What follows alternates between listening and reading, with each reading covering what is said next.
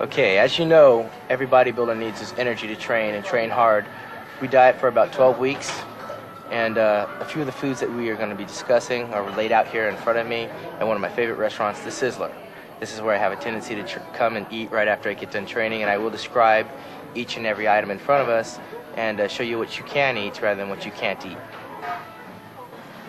Alright, this first item here is hibachi chicken, dry. We have 2 chicken breasts with a little taste of lemon to flavor and season. Give it a little bit of taste. We have our broccoli here, a form of complex carbohydrates with a dry baked potato. This, my friends, is teriyaki sauce. It's a no-no. Get rid of it. Don't even buy it. So what we have is protein and our complex carbohydrates. This is a typical lunch for me after I get done training, along with some iced tea and some equal to give it a little bit of flavor. Over here we have a salad. Now, I have a tendency to eat a lot of salads, and I bring my own protein. I'd usually eat 2 cans of tuna fish that are packed in water that's low sodium. I just put the tuna fish on top of it. I have my dark greens, have some onions, some eggs, so I take out the yolks, and I mix my tuna fish all up in there, and I usually drink about 2 or 3 sizes of water, about this size to wash it all down. No complex carbohydrates for this meal. It's all protein and roughage. Over here, we move over into my next meal, and this is a New York steak with broccoli, no complex carbohydrates. I'm getting a lot of my energy from the fat that's in the steak, and generally speaking, I eat 2 of these. 2 steaks with a larger portion of this broccoli, complex carbohydrates, and I kind of stay away from the starchy carbohydrates at this stage on my 3rd meal of the day. Over here, we move into fish.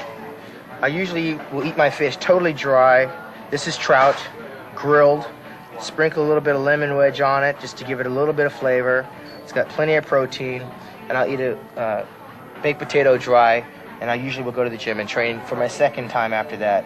And I generally have about 2 glasses of water this size or an iced tea.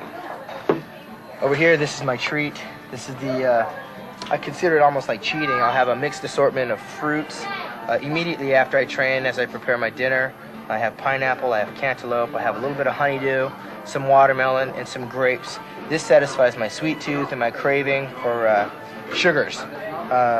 Generally, I'll have a cup of coffee before I do my workout, and after I get done eating this, right after I train, I'll usually have about 12 egg whites and some more broccoli or asparagus to fill me up. My last meal usually takes place about 10 o'clock at night, and that last meal doesn't have complex carbohydrates. I don't know how many calories I consume. I have no idea how much body fat I have on my body. I'm not very scientific. I eat when I'm hungry, and generally my emphasis is on the protein. That builds muscle. Usually I'll eat my complex carbohydrates just after or just before I train. I usually use the mirror as my guide. When I want to lose more body fat, I increase my cardio and cut back my complex carbohydrates. When I want to fill out a little bit more, I'll add an additional meal by waking up at maybe 5 o'clock in the morning and going to bed a little bit later, maybe 11 o'clock. That way I can add 1 or 2 more meals, get a few more calories in me. But when you're on a diet, you're gradually going to get a little bit weaker.